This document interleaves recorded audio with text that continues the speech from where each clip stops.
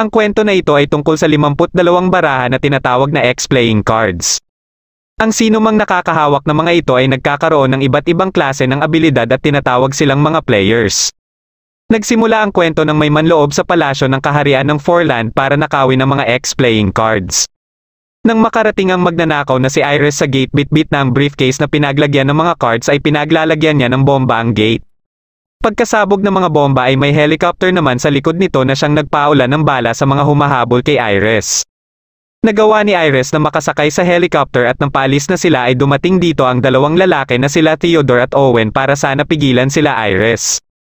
Ngunit bigla silang nakarinig ng boses ng isang babae na ayon sa hari na si Julius ay umiiyak umano si Lola.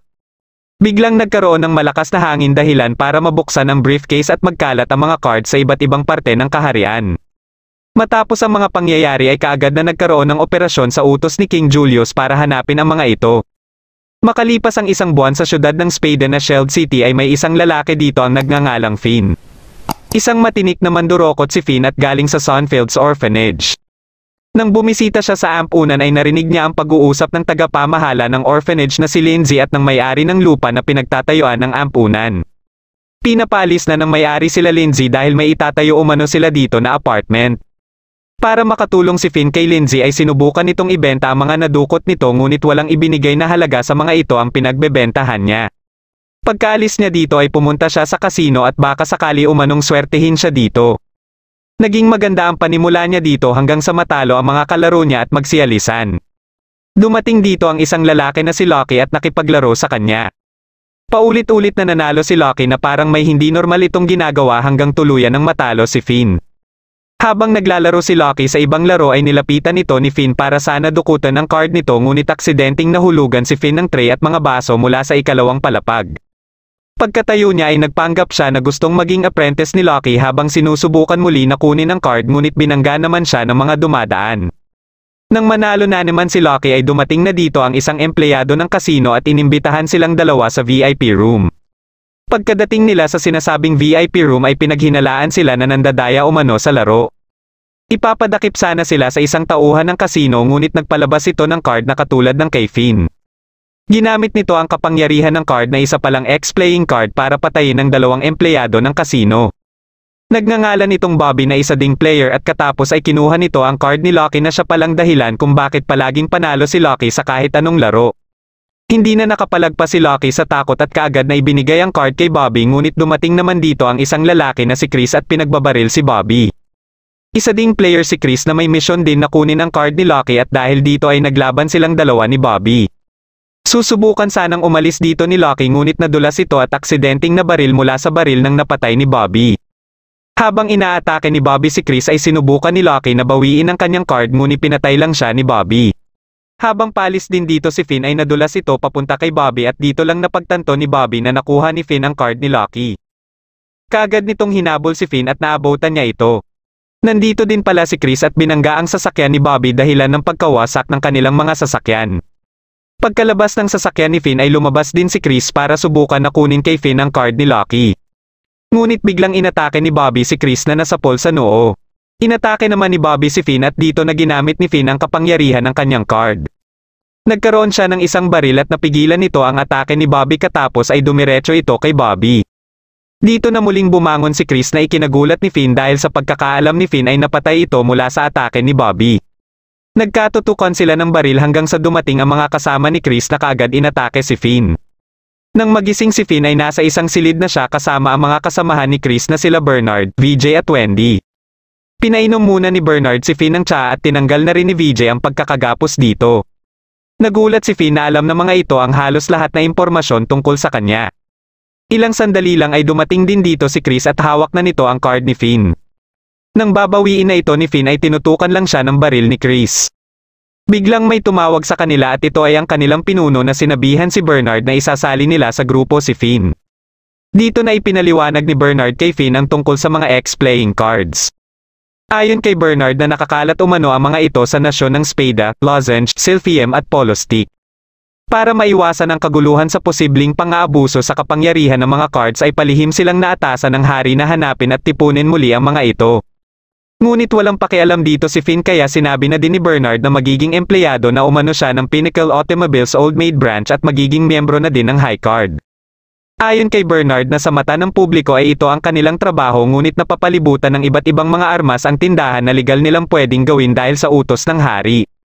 Dagdag pa ni Bernard na ang taong nakalaban nila nung isang gabi na si Bobby ay miyembro ng Klondike family. Sila ang kinikilalang pinakamalaking mafia organization sa Foreland at gusto din ng mga ito na makolekta ang mga ex-playing cards. Siguradong gagawin ng mga ito na mahanap siya ngunit kung magtatrabaho umano siya dito ay maproprotektahan niya ang kanyang card at kikita pa siya ng pera. Matapos marinig ni Finn ang sasahuran niya dito ay pumayag siya kaagad at ibinalik na din ni Leo ang card niya. Naatasan si Chris na maging mentor ni Finn at sinimulan kaagad nila na ayusin ang susuotan ni Finn habang nasa trabaho ito. Habang namimili sila ay sinabi dito ni Chris ang kapangyarihan ng card niya na gawin siyang immortal. Nang matapos sila sa pagpili ay kumain naman sila ngunit naitulak ng isang customer ang waiter papunta kay Finn. Inawat ito ni Finn at nang susuntukin na siya nito ay napigilan ito ni Chris at dahil walang magawa ang lalaki sa lakas ni Chris ay napilitan na lang itong umalis. Kinabukasan ay sinundo ni Chris si Finn at para sa unang misyon ni Finn ay nakalaban nila ang isang kriminal na may hawak din na card. Naalala ni Finn na ito yung waiter na tinulungan nila sa kinainan nila nung isang araw na si Robert. Habang nilalabanan nila ito ay nagawa na ni Wendy na matalo ang ibang sakay ng armored van na sinakyan ni Robert. Dahil hindi tinatabla ng baril ni Finn ang kalaban ay nakaisip si Chris na dalhin na lang ito sa dagat. Nang malunod na ito kasabay ni Chris ay natanggal na ang kapangyarihan nito at dahil hindi mabuksan ni Chris ang pinto ng kotse ay pinagbabaril ito ni Finn. Tinulungan ni Finn si Chris para mayangat si Robert. Pagkabalik nila sa tindahan ay dito lang din nalaman ni Finn na ang mga number 2 na cards pala ang pinakamahina sa lahat. Kinabukasan habang papasok na siya ay nakita niya ang pagdukot ng dalawang kalalakihan sa isa ding lalaki. Nang makakita siya ng scooter ay ginamit niya ito para habulin ang mga mandurukot na sila Carter at Jake. Gusto ng mga ito na tawagan ng dinukot nila na si Leo ang ama nito para humingi ng tawad at magbigay din ng 10 milyon na kabayaran. Ngunit ayon kay Leo ay hindi nito alam ang numero ng kanyang ama. Nagawa ni Finn na mapahinto ang sasakyan nila Carter at pagkalabas ng mga ito ay hindi nila alam na kinuha na ni Finn si Leo.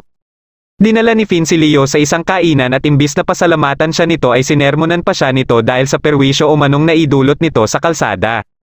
Dumating dito sila Carter at Jake at dito na nalaman ni Finn ang totoong dahilan ng mga ito kung bakit nila dinukot si Leo. Sinusubukan ni Finn na pakalmayan ang dalawa ngunit nauwi tuloy ito sa kanilang pag-aaway-away habang si Leo ay nagkakapelang. Dumating dito ang mga pulis na pinapangunahan ng detective na si Sugar at hinuli sila Carter at Jake. Akala ni Finn ay tapos na ang lahat ngunit hinuli din siya dahil sa kinuha nitong scooter at gagawin din umano silang mga witness sa kaso nila Carter at Jake. Habang nasa presinto sila ay may nasabi si Finn tungkol sa ama ni Leo na hindi nagustuhan ni Leo at nagpasya na itong lumabas kaya sinundan ito ni Finn. Pagkabalik ni Sugar ay wala na sila Finn at nang makita ng kanyang captain na si Young ang pagkatao nila Leo ay sinabihan nito si Sugar na pabayaan na lang sila Leo at Finn kung pinapahalagahan pa nito ang kanyang buhay. Habang nakakulong sila Carter at Jake ay tinulungan naman sila ni Nix para makatakas. May hawak din si Nix na card at plano nilang hanapin muli si Leo. Habang naglalakad sila Finn at Leo sa labas ay binilhan ni Finn si Leo ng makakain bilang paghingi ng tawad sa mga nasabi nito sa ama ni Leo. Nag-usap muna sila at dito ay naikwento ni Finn ang kanyang nakaraan at ang natamo umano niyang aksidente dahilan ng pagkawala ng memorya niya.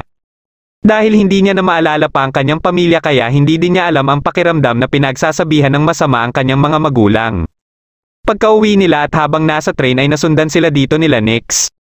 Sinunog ni Nix ang train at napapayag ng mga ito si Leo na sumama sa hideout ng mga ito. Habang sinasamba nila Nix ang kinikilala nilang Diyos ay nagawa na ni Finn na makawala sa pagkakaposas nito. Katapos nila Nix sa ginagawa nila ay ginamit na ni Finn ang card nito para kalabanin sila Nix. Nang matatamaan na ni Nix si Finn ng atake nito ay biglang dumating dito si Chris at nasangga nito ang atake ni Nix. Hinanap ni Chris si Leo para ibigay ang daladala nitong pera at nagulat ito na nandito din si Finn. Nang makuha na ni Leo ang pera ay dinala niya ito sa harap nila Nix at ginamit nito ang card nito na Never No Dollars. Pinakalat ni Leo ang mga pera at gamit ang mga ito ay nakalikha siya ng bazooka at itinutok kina Nix. Sinubukan ni Nix na tapatan din ito ng kanyang kapangyarihan ngunit hindi nito nakayanan ang lakas ng atake ni Leo. Dahil dito ay natalo ni Leo si Nix at nakuha nila ang card nito. Pagkabalik nila sa tindahan ay dito lang nalaman ni Finn na si Leo pala ang manager sa branch nila. Ibinigay ni Leo ang card na nakuha nila kay Nick sa pinuno nila na si Theodore na ama din niya at nandito din ang secretary nito na si Owen. Isang gabi matapos ang kanilang trabaho ay nag-inuman muna sila. Dito ay sinabihan nila si Finn sa mga dapat tandaan nito palagi. Isa dito ay dapat hindi umano nila hayaan na bunutin ni Wendy ang espada nito. Kinabukasan habang sinasamahan ni Finn sa test drive ang isang kliyente nila ay pinadala naman si Chris para sa isang misyon. Nakatanggap ng tawag sila Wendy mula kay Chris para ipaalam ang kasalukuyang nagaganap sa kinaroroonan nito at ibang impormasyon tungkol sa mga kalaban. Matapos matagtad ng bala si Chris sa pagliligtas ng mga civilian na tumakas ay mabilis din na tumakas ang mga kalaban dito. Kaagad na naghanda si VJ para back upon si Chris at nagpasya din si Wendy na sumama kay VJ kahit na ang utos sa kanya ay manatili sa tindahan. Nakita ni Finn si Chris na hinahabol ang mga kalaban kaya nagkunwari itong naiihi para iwanan muna ang kanilang kliyente. Nagawa ng mga kalaban na maiwanan si Chris matapos itong bumangga sa fire hydrant kaya naabutan siya ni Finn. Ngunit nagawa naman ng kapangyarihan ni VJ na mapigilan ang sasakyan ng mga kalaban. Dumating din dito si Wendy kaya napilitan ang mga kalaban na lumabas na ng sasakyan habang hawak-hawak ang isang hostage. Ginamit ni Wendy ang card niyang Ace of Spades na Love and Peace. Kaagad siyang sumugod at sa sobrang bilis niya ay hindi makaporma ang mga kalaban sa kanyang mga atake. Nang mabasag niya ang helmet ng isa dito ay nagulat siya nang makita na kamukha nito ang hostage. Pagkalingon niya ay nasaksak na si VJ sa likod ng inaakala nilang hostage kanina. Nagpakilala itong si John na isa ding player at miyembro ng Klondike. Nagagawa ng kapangyarihan nito na lumikha ng clone nito nang hindi lalampas sa 5. Pinaatake nito ang mga clone at sa bawat napapatay ni Wendy ang clone ay lumilikha kaagad si John ng bago. Dito na nagpasya si Wendy na bunutin ang kanyang espada dahilan ng pagkakaroon ng pagbabago sa pisikal na pangangatawan nito at pati na din sa ugali nito. Naipaalam ito kaagad ni VJ kina Finn at ayon kay Chris na sa tuwing binubunot ni Wendy ang espada nito ay ang Love and Peace na ang nagkokontrol sa katawan ni Wendy at tinatawag nila itong Love P. Tuwang-tuwa naman si Love P habang pinapatay ang mga clone ni John hanggang sa sumuko na si John at mahimatay sa sobrang takot. Sinubukan ni VJ na kunin ang espada ngunit hindi ito umubra. Dumating dito si Leo sakay ng helicopter at binagsakan si Love P ng kulungan ngunit sinira lang ito ni Love P at kaagad na inatake sila Leo. Nagawa ni VJ na mailigtas si Leo at ang kasama nitong piloto. Ilang sandali lang ay dumating na dito sila Chris na kaagad ding inatake ni Love P. Paulit-ulit na inatake ni Love P si Chris hanggang sa makakita si Chris ng pagkakataon para paatakihin si Finn. Matapos ang sunod-sunod na pagpapatama ni Finn sa bala ay nabitawan ni Love P ang espada dahilan para mawala na din si Love P sa katawan ni Wendy at nawalan nito ng malay. Napanaginipan ni Wendy ang kanyang ama at nang magising siya ay nasa bahay na siya. Nandito din si Finn na kaagad ding umalis at pagkalabas nito ay naalala nito ang kliyente nila na iniwan niya. Matapos ang nangyaring insidente sa bangko at dahil nahagip ng mga kamera dito si Chris ay gusto itong imbestigahan ni Sugar. Hindi maintindihan ni Sugar bakit lahat ng kaso na may kinalaman sa Pinnacle ay kaagad na nasa sara. Dumating dito ang isa nilang kasamahan dahil gusto umanong makausap ni John si Young. Naisip ni Young na si Sugar na lang ang ipaharap kay John. Nang makaharap na ito ni Sugar ay nagpupumilit ito na si Young umano ang gusto nitong makaharap dahil gusto nito na makasiguro sa proteksyon nito habang hawak siya ng pulisya. Ito ay dahil siguradong papatayin siya ng mga miyembro ng Klondike dahil sa pagkakawala ng card niya. Sinigurado naman ni Sugar na hindi niya papabayaan si John. Nakipagkasundo si John na sasabihin niya ang lahat na nalalaman niya tungkol sa Klondike kapalit ng kanyang kaligtasan. Dahil dito ay inatasan ni Sugar ang kasamahan nila na bigyan si John ng witness protection. Tinawagan ni Young si Theodore tungkol sa mga insidente na may kinalaman sa Pinnacle. Hindi ito direktang sinagot ni Theodore sa halip ay binalaan nito si Young na mag-ingat kay Van Klondike at para umano itong ahas na tutuklawin na lang siya kahit pa na magkababata sila. Tinanong ni Young kung ano talaga ang totoong nangyari sa palasyo isang buwan na ang nakakaraan ngunit hindi din ito sinagot ni Theodore. Nagsimula na si Sugar na sundan ng mga empleyado ng Pinnacle at naobserbahan niya na wala itong ugnayan sa Klondike. Ngunit hindi pa din siya titigil sa pag-iimbestiga sa mga ito. Isang araw ay nagkaroon ng pagtitipon sa mansyon ng Klondike at dinaluhan ito ni Young. Habang papasok siya ay inasar niya muna si Bobby dahil sa nalaman nito na isang baguhan lang ang nakatalo kay Bobby at parang hindi umano ito magandang pangitain. Kahit naiinis na si Bobby ay wala siyang magawa kay Young. Napansin naman ni Young sa loob ang mga kilalang mga tao na dumalo dito. Nang papasok na si Finn sa tinutuluyan nito ay inakala niya na isang miyembro ng Klondike ang sumusunod sa kanya kaya hinabol niya ito ngunit si Sugar pala ito. Pagkalabas ni Ban ay nagbigay ito ng talumpati sa harapan at nilapitan siya ng isa nilang miyembro na si Tilt at may ibinulong ito sa kanya. Dito na inilabas nila Tilt ang umano'y miyembro nila na nagtraidor sa kanilang organisasyon. Pagkatanggal ng takip nito sa ulo ay ito pala si John kasama ang naatasan ni Sugar para asikasuhin si John ay ikinagulat ni Young. Matapos hawakan ni Ban ang ulo ni John ay unti-unti itong umikot hanggang sa mamatay si John. Habang dinadala ni Sugar si Finn sa police station ay bigla naman silang binangga ng isang school bus. Unti-unting lumutang ang bus kaya kaagad na nakiusap si Finn na pakawalan siya na mabilis ginagawa ni Sugar. Pagkabagsak ng bus sa kanila ay matagumpay silang nakalabas dito. Nakita ni Finn ang isang nakapayong na babae na papalapit sa kanila kaya kaagad niyang ginamit ang card niya na ikinagulat din ni Sugar. Pagkabaril ni Finn dito ay sinanggalang ito ng basurahan na kinontrol ng babae na si Nachi. Nagawa ni Nachi na makontrol ang baril ni Finn at masakal din si Sugar. Katapos ay itinutok nito ang baril sa ulo ni Sugar at pinaputok. Ngunit hindi ito pinatama kay Sugar, sa halip ay binalaan lang sila ni Nachi na pabayaan ang Klondike. Pagkalabas ni Ban ay inabangan siya ni Young para tanungin din ito tungkol sa nangyari sa palasyo isang buwan na ang nakakaraan. Alam ni Young na ang Klondike ang umatake sa palasyo nung araw na iyon at tinatanong si Ban sa kinaroroonan ng mga cards. Dahil simula umano ng araw na iyon ay nagsulputan na ang mga players.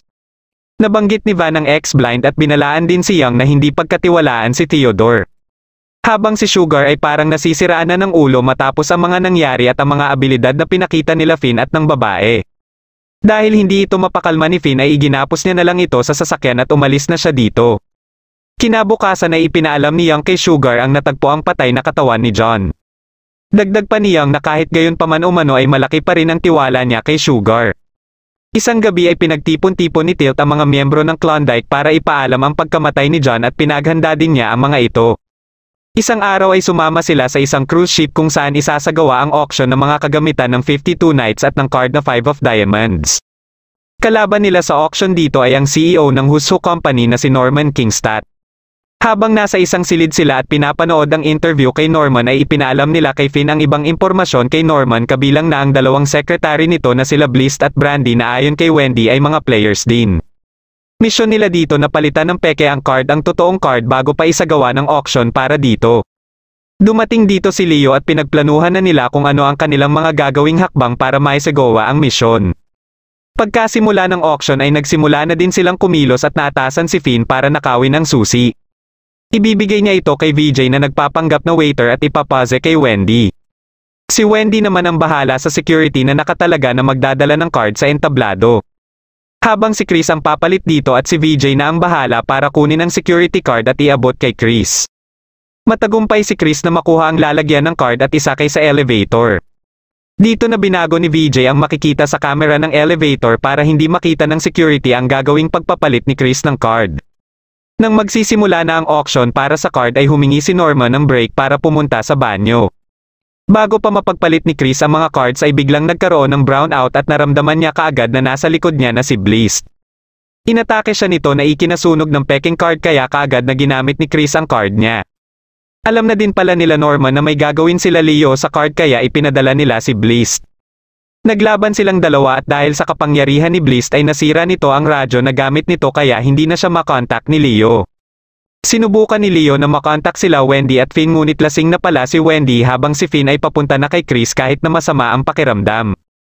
Sinimula na ang auction sa card kahit hindi pa ito nakakarating at sinimulan ito ni Norman sa halagang 500,000.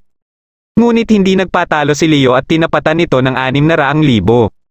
Habang nagpapatuloy ang labanan nila Chris at Bliss ay bumalik na ang kuryente at dumating na din dito si Finn. Ngunit dahil sa masamang pakiramdam nito ay hindi pa din ito nakatulong kay Chris at nagawa pa itong maging hostage ni Bliss.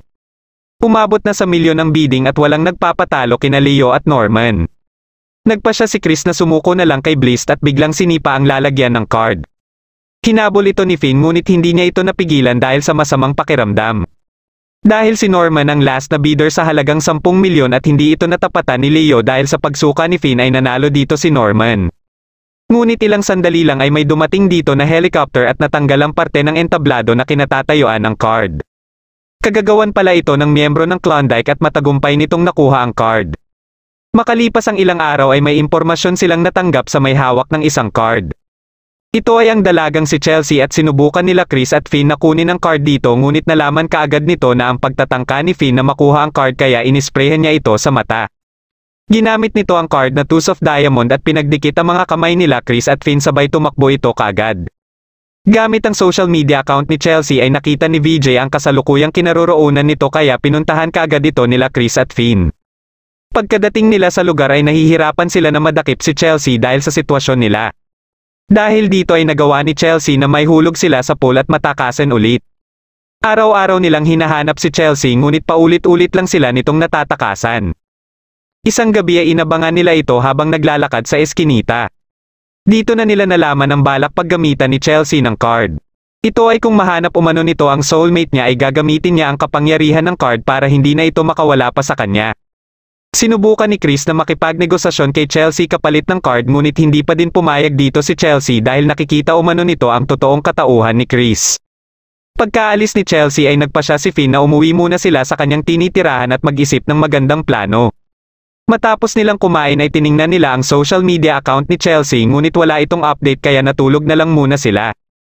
Napanaginipan na naman ni Finn ang paulit-ulit niyang napapanaginipan kung saan ay may malawak na sunog at inatake siya ng isang kabalyero kaya kaagad siyang nagising. Hindi pa pala tulog si Chris kaya naikwento ni Finn dito ang kanyang nakaraan at ayon umano sa doktor ay baka dahil sa trauma ito sa nangyaring insidente nung 7 taong gulang pa lang siya. Wala siyang masyadong matandaan dito basta ang alam lang niya ay dito namatay ang kanyang mga magulang at kapatid. Nakiusap naman si Chris kay Finn na huwag ipagsasabi kahit kanino ang gagawin nila kinabukasan kahit sino sa mga miyembro ng High Card. Kinabukasan ay pinuntahan nila ang isang babae at hindi akalain ni Finn na kapatid pala ito ni Chris na si Michelle. Dahil hindi sinasabi ni Chris ang lahat kay Michelle ay napilitan si Finn na sumakay na lang kay Chris. Habang nagmemeryenda sila ay nagpaalam muna si Michelle para mag-CR.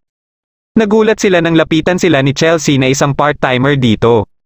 Ilang sandali lang ay bumalik na dito si Michelle na napagkamalan ding kaibigan ng kuya niya si Chelsea. Dahil dito ay sumakay na lang din si Chelsea kaya inimbitahan ito ni Michelle sa Riverside. Nagulat sila Chris nang pumayag na sumama si Chelsea at ayon kay Chelsea ay maghihiganti umano siya para ipakita ang totoong katauhan ni Chris sa kapatid nito. Ngunit kahit anong gawin ni Chelsea ay may mga inihanda na si Chris para tapatan ito. Habang naglalakad sila ay biglang bumagsak si Michelle at sumuka ng dugo. Kagad itong nilapitan nila Chris at nakiusap si Chris kay Chelsea na tanggalin ang pagkakadikit sa kamay nila ni Finn. Nang matanggal ito ni Chelsea ay mabilis na isinugod ni Chris si Michelle sa hospital. Kinagabihan ay kinausap ng doktor si Chris para ipaalam ang totoong sitwasyon ni Michelle na hindi din sinasabi ni Michelle sa kanya. Hindi pa pala dapat pinapalabas ng hospital si Michelle ngunit tumatakas lang ito para ipakita kay Chris na okay na ito at hindi na mag-alala pa ang kuya niya. Nang magkamalay na si Michelle ay nalaman naman nila Finn at Chelsea mula dito na wala na din silang mga magulang. Pagkabalik ni Chris sa silid ni Michelle ay hindi nito sinabi kay Michelle ang totoong kalagayan nito. Ngunit alam pala ni Chelsea na nagsisinungaling lang si Chris at para naman kay Chris ay ito ang naiisip niyang makakabuti para kay Michelle. Nangako na lang si Chelsea na kusa niyang ibibigay ang card pagdating ng araw na hindi niya na ito gagamitin. Nang pumunta sila sa bar na palagi nilang tinatambayan ay nakita na naman nila dito si Chelsea na empleyado na dito. Isang araw ay binisita ni Finn ang ampunan para ipagdiwang ang kaarawan ni Lindsay. Kinagabihan sa handaan ay may biglang pumasok dito at ito pala ay si Bobby na ikinagulat naman ni Finn. Nilapitan ito ni Lindsay sa pag-aakalang kakilala ito ni Finn at nang gagamitin na ni Bobby ang kapangyarihan nito kay Lindsay ay dito na ginamit ni Finn ang card niya at tinutukan si Bobby. Dito na nagsimulang atikihin ni Bobby si Finn kaya kaagad na inilikas ni Lindsay ang mga bata. Sinunog ni Bobby ang bahay at nagpatuloy ang kanilang labanan ni Finn. Habang humihingi ng tulong si Lindsay ay napansin ni Andy na hindi nila kasama si Sam kaya ipinaalam niya ito kaagad kay Lindsay. Dahil sa mabilis na pagkalat ng apoy ay naalala na naman muli ni Finn ang ilang parte ng kanyang nakaraan. Nakita niya si Sam na dumaan dito kaya sinundan niya ito habang inaatake ni Bobby. Nang makuha ni Sam ang libro nito ay sabay silang lumabas ng silid ngunit hinarangan sila ni Bobby. Habang sinasangga ni Finn ang mga atake ni Bobby ay nalaglag naman ni Sam ang libro nito. Matapos umatake ni Bobby ay nagpasya silang bumalik at dumaan sa bintana. Dahil sa mga pagsabog sa iba't ibang parte ng bahay ay sumakit bigla ang ulo ni Finn. Nakarating din kaagad dito si Bobby at nakita nila sila Andy sa baba kaya pinatalo ni Finn si Sam dito habang inaatake si Bobby. Nang makatalo na si Sam ay nagpatuloy ang kanilang laban ni Bobby. Nang makalapit siya kay Bobby ay sinuntok niya ito, hawak-hawak ang kanyang baril at sa lakas nito ay tumilapon na lang si Bobby. Ngunit nagulat si Finn nang makita ang dalawang card na hawak ni Bobby. Ginamit ito ng sabay ni Bobby at binanggit ang X-Hand. Dahil dito ay napagaling kaagad ni Bobby ang mga sugat nito at nagkaroon ito ng bagong kapangyarihan. Tuwang-tuwa si Bobby sa lakas ng nararamdaman niyang kapangyarihan. Nagawa nito na madakip si Finn at kahit natatamaan ni Finn si Bobby ay bumabalik lang ito kaagad. Dinala ni Bobby si Finn sa loob ng bahay at dito na nito sinabi kay Finn ang kanyang mga nalaman sa nakaraan ni Finn. Matapos marinig ang lahat ay may nadagdag sa mga alaala ni Finn kaya napaluhod ito. Hinawakan ni Bobby ang buhok ni Finn ngunit may biglang umatake kay Bobby at nasapul ito sa tagiliran dahilan ng pagsabog nito. Matapos magamot ang mga sugat ni Finn ay nilapitan ito ni Lindsay. Dito na tinanong ni Finn si Lindsay kung nagsinungaling lang ba ito sa kanya tungkol sa pagkamatay ng kanyang mga magulang. Dahil naaalala niya na hindi aksidente sa kalsada ang dahilan ng pagkamatay ng kanyang pamilya kundi may naganap din na sunog sa kanilang bahay at may isang Black Knight dito. Makalipas ang 2 linggo ay binomba naman ng mga hindi pa nakikilalang mga terorista ang kabisera. Misyon ng High Card na hanapin at dakpin ang mga terorista dahil siguradong mga player din umano ang mga ito. Habang nililikas ang mga prinsipe ay pinatay ni Nachi ang Crown Prince na si Dylan. Nakita naman ni Chris sa di kalayuan ang 2 kainahinalang tao kaya sinubukan niya itong pigilan. Ngunit inatake siya ng isa dito kaya mabilis na nakatakas ang mga ito. Kinabukasan ay pinuntahan ni Theodore ang hari para makiramay. Alam nila na dahil ito sa mga X-playing cards dahil paulit-ulit lang itong nangyayari sa kasaysayan tuwing napupunta sa mga masasamang tao ang mga ito. Ito ang dahilan kaya gusto ng hari na itago na ito kailanman. Pagkaalis ng hari ay nagpakita dito si Ban at alam ni Theodore na ang Klondike ang salarin sa pambobomba at pagpatay sa prinsipe. Ayon kay Ban ay kailangan lang gamitin ang mga cards dahil ito ang silbi nila. Katapos ay umalis din kaagad dito si Ban at pagkalabas ni Theodore ay inatasan niya si Owen na tipunin ang high card para sa misyon. Matapos bisitahin ni Chris si Michelle ay tinawagan siya ni Bernard para sa pagtitipon ng lahat ng miyembro ng high card. Dahil 2 linggo nang hindi pumapasok si Finn simula ng insidente sa Sunfields ay nag-aalala na din si Bernard. Nang makarating na silang lahat sa tindahan ay sinabi na dito ang utos ni Theodore na madaliin na ang pagkuha sa mga card at ang mga impormasyon sa mga kasalukuyang humahawak nito ay nakapaloob sa folder. Naatasan sila Wendy at VJ para puntahan ang Silphium habang si Leo naman sa Neville. Naatasan naman si Chris papunta ng Polo Stick at isasama umano nito si Finn. Bago pumunta si Chris sa tinitirahan ni Finn ay dumaan muna ito sa Sunfields. Habang si Finn ay tulala pa din sa mga nangyari sa Sunfields at sa mga alaala niya na unti-unti nang bumabalik. Pagkadating dito ni Chris ay sinabi ni Finn na wala na umano siyang dahilan pa para magtrabaho dahil wala na ang Sunfields. Naintindihan naman kaagad ni Chris ang pinagdadaanan ni Finn at hindi na pinilit pa na sumama sa kanya si Finn. Nang makaalis na si Chris ay lumabas ng silid si Finn at nakita niya ang isang piraso ng chocolate na iniwan ni Chris. Habang nasa bar ang 2 miyembro ng Klondike na sila Jasper at Lex ay nakakita si Jasper ng papel sa likod ng babae kung saan nakasulat dito ang pupuntahan nila Chris. Kaya naisip kaagad ni Jasper na pagkakataon na nila ito para kunin ang mga card nila Chris at makaangat sa posisyon sa Klondike family.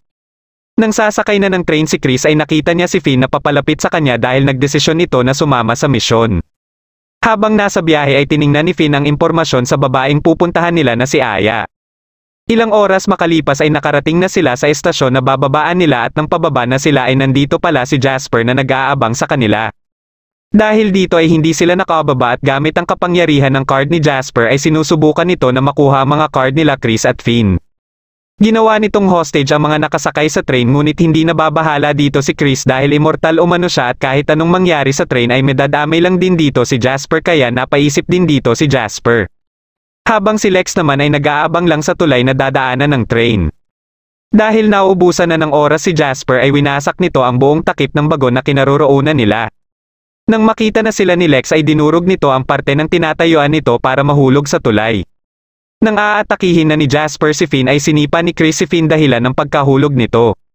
Mabilis na hinawakan ni Chris si Jasper at susubukan na ihulog ito.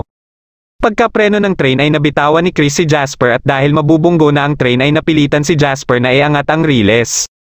Pupuntahan sana ni Chris si Lex nang pinigilan siya ni Jasper.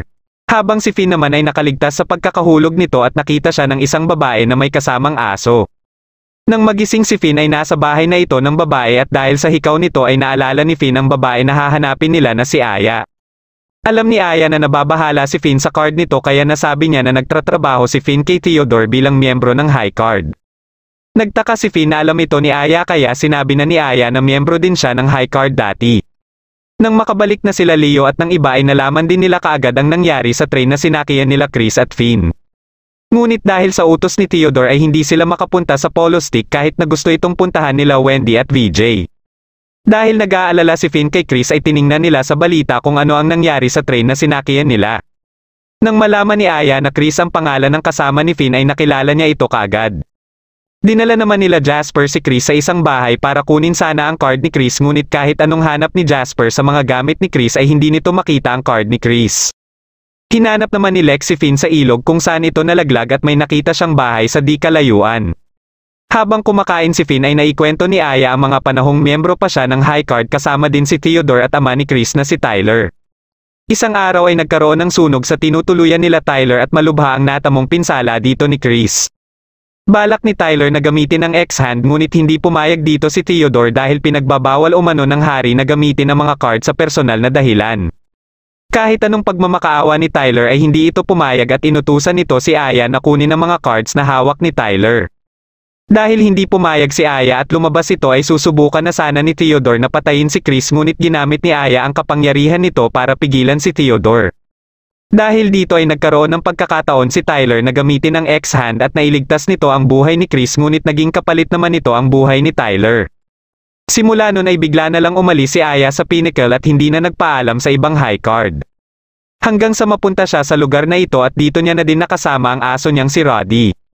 Alam niyang hindi tama si Theodore ngunit hindi niya umano akalain na ito pala ang ikakamatay ni Tyler. Nalaman ni Chris na hinahanap na ni Alex si Finn at nang may masabi si Jasper na hindi maganda kay Finn ay inuntog niya ito. Nang paalis na ng bahay ni Aya si Finn at makuha na din ang card ni Aya ay bigla silang nakaramdam ng lindol. Pagkalabas nila ay nakita nila si Lex at kaagad na inatake si Finn. Hiniram muna ni Aya ang card nito para labanan si Lex at nagawa niyang mailigtas si Finn mula sa atake ni Lex. Nagagawa ng kapangyarihan ni Aya na maila papunta sa kanya ang kahit anong bagay. Sinimulan niya ng atikihin si Lex ngunit nakaligtas ito sa kanyang mga atake. Pamwesto ito sa open area para wala nang magamit si Aya at matapos itong barilin ni Finn ay kinulong naman ito si Finn. Sinubukan ni Aya na atikihin si Lex ngunit sinira ni Lex ang tinatayuan ni Aya dahilan para mahulog ito. Habang papalapit si Lex kay Aya ay may biglang dumating dito na sasakyan na inatake din kaagad ni Lex. Sakay pala nito si Chris na mabilis na sinipa si Lex at binaril naman ito ni Finn na sinundan ng atake ni Aya pagkabagsak nito dahilan para tuluyan na nila itong matalo. Nang makuha ulit ni Finn ang card ni Aya at habang papalapit na kay Chris ay binaril naman siya ni Chris na ikinagulat ni Aya. Katapos ay umalis din kaagad dito si Chris na parang may binabalak na ayaw ipaalam kay Finn. Nang magising si Finn ay nasa tindahan ng Pinnacle na ito kasama si Bernard. Dumating dito si Leo at kaagad na tinanong ang tungkol kay Chris. Nalaman ni Finn na kinuha ni Chris ang card ni Lex at dahil hindi basta-basta nasisira ang X-playing card ay sinadya ni Chris na punteryahin ang pinaglagyan ni Finn ng card ni Aya. Dahil sa ginawa ni Chris ay tinanggal na ito sa high card at nasa wanted list na sa utos ni Theodore. Balak naman ni Finn na kausapin muna nila si Chris para malaman ang dahilan nito ngunit ayon kay Leo ay kasalukuyan silang nasa misyon sa palasyo para proteksyonan ang hari at mga prinsipe. Alam ni Leo na sinadya ito ng mga matataas na opisyal para hindi sila makagawa ng aksyon para kay Chris. Dagdag pa niya na kasalukuyan ng umaaksyon si Owen para hanapin si Chris. Habang sila Van at mga miyembro ng Klondike ay nasa isang tunnel na parang may sasalakayin. Nagkita sila Chris at Chelsea para iabot ni Chelsea ang pinatago ni Chris sa kanya. Dito pala nakalagay ang ibang number 5 na card na pasekretong tinipon ni Chris. Nang paalis na si Chris ay dumating naman dito sila Sugar para hulihin siya. Matapos maiwasan ng isang pulis ay mabilis siyang nagtago sa likod ng basurahan. Kaagad na hinila ni Sugar si Chelsea para umalis ng lugar. Nang makarinig siya ng pagsabog ay kagagawan pala ito ni Nachi. Kaagad siyang pinaalis nito para makatakas kaya umalis din siya kaagad dito. Habang nasa tindahan si Finn ay binisita siya ni Lindsay. Ipinakita ni Lindsay ang isang sulat para umano itayo muli ang Sunfields Orphanage at may kasama itong tseke na may pangalan ni Chris. Biglang naalala ni Finn ang kapatid ni Chris at may kutob siya na baka gawin din ni Chris ang ginawa ng ama nito para iligtas si Michelle. Mabilis siyang umalis dito para puntahan ang hospital na kinaroroonan ni Michelle. Naalala niya ang mga nakaraang misyon na may kinalaman sa mga number 5 na card. Habang nasa palasyo sila Leo ay hindi ito mapakali sa sitwasyon nila Chris at Finn. Nang tinanong siya ng kanyang ama kung lumabas ng silid ang prinsipe na si Noah ay bigla silang nakarinig ng pagsabog. Pagkasilip ni Theodore sa labas ay nakita niya ang malaking butas at nagbabakbakan na ang mga miyembro ng Klondike at mga bantay ng palasyo. Kaagad na ginamit nila Leo ang kanilang mga card para sumali din sa bakbakan. Habang magkasama sila Sugar at Chelsea at pinag-uusapan si Chris ay nakatanggap ng report si Sugar tungkol sa pag-atake sa Royal Hospital. Base sa paglalarawan ng umatake ay naisip kaagad nila si Chris. Pagkadating ni Finn sa silid ni Michelle ay wala na dito si Michelle at may papel siyang nakita na may nakasulat na numero. Tinawagan niya ito kaagad at nagkausap sila ni Chris. Dito ay sinabi ni Chris kay Finn ang mga ginawang plano nito para makolekta lahat ang mga number 5 na card. Nabanggit din ni Chris na nakikita niya umano kay Finn ang katauhan niya dati. Sinusubukan ni Finn na pigilan si Chris sa gagawin nito ngunit buo na ang loob ni Chris. Pagkalabas nila Chris ng hospital ay dumating dito si Owen at binaril si Chris ngunit kahit natamaan nito si Chris ay hindi ito tumalab dahil sa card nito. Dahil sa pagsuway ni Finn sa utos ni Theodore ay tinanggal na din ni Owen si Finn sa trabaho nito. Nagalit naman si Finn sa pagbaril ni Owen kay Chris at sinigurado din nito na hindi niya hahayaan na gamitin ni Chris ang X-hand. Nang paalis na si Finn para sundan sana si Chris ay hinaranggan naman siya ng mga tauhan ni Owen. Inuntog ng mga ito si Finn sa pader kaya nang hina ito. Nagawa ng makapasok ng mga kalaban sa palasyo at ang high card na ang mga kaharap nito. Kahit nasa gitna ng labanan ay iniisip pa din nila si Chris ngunit hindi sila makaalis dahil sa utos din ni Theodore. Pagkadating nila Sugar sa hospital ay nakita nila si Finn na buhat-buhat na ng mga tauhan ni Owen.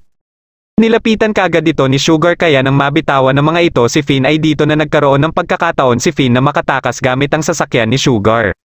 Kinuha naman ni Sugar ang susi ng isang kotse mula sa dalawang lalaki at sinundan sila Finn.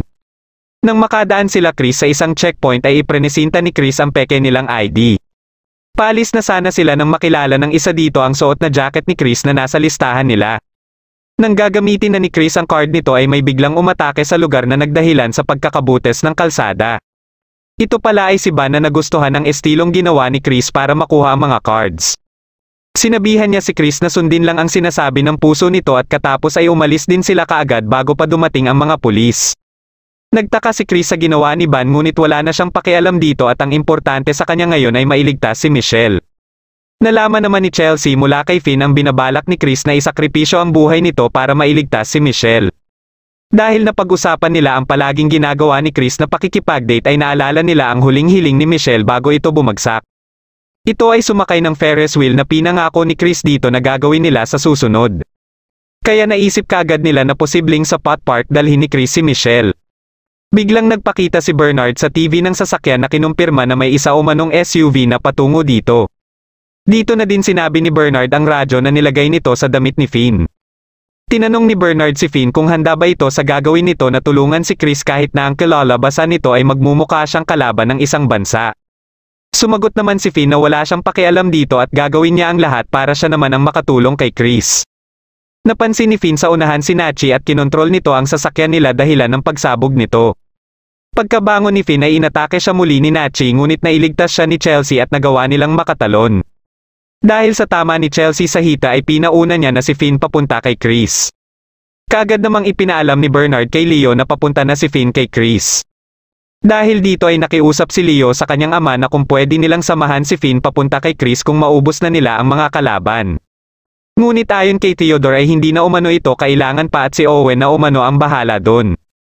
Dito na nagalit si Leo at lumikha ng mga missiles dahilan para kaagad na maubos ang mga kalaban nito. Pagkapasok niya ng silid ay wala pala dito ang kanyang ama at ang hari pati na din ang mga prinsipe. Nasa opisina na pala ang mga ito ni Theodore at misyon lang nila Leo na bigyan ng oras sila Theodore. Kinausap ni Leo sila VJ at Wendy para sa kanilang plano na samahan si Finn.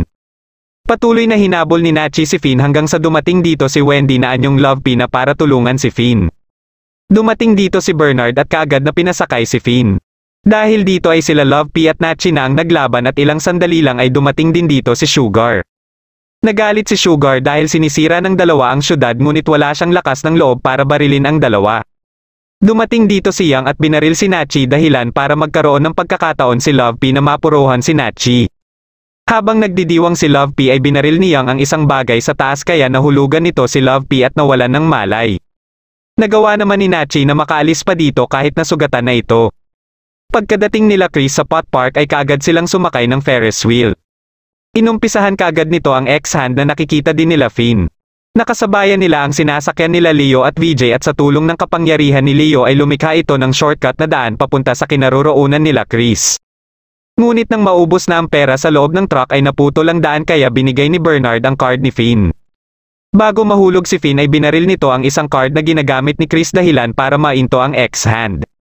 Nang magkamalay si Michelle ay nawala naman ng malay si Chris. Gamit ang kapangyarihan ni VJ ay nailigtas din ito sila Finn at Bernard mula sa pagkakahulog. Dinala nila sa hospital si Chris at nang magising ito ay kaagad nitong hinanap si Michelle na nasa kabila lang kasama nila Leo. Matapos ang mga nangyari ay bumalik na din sa payapa ang Shield City at simula ng pag-atake sa palasyo ay wala pang ginagawang aksyon ang Klondike. Ibinalik ng Pinnacle sa trabaho sila Finn at Chris ngunit dahil mas nauna nang maging empleyado si Finn kay Chris sa pagkakataon na ito ay nagsilbing junior na lang ni Finn si Chris. Dito na nagtatapos ang pinakahuling episode ng High Card Season 1. Kung nagustuhan mo ang ating kwento ay huwag kakalimutan mag-like at mag-subscribe na din para malalaman mo kaagad kung may bago akong video. Maraming salamat sa panonood at shoutout na din kina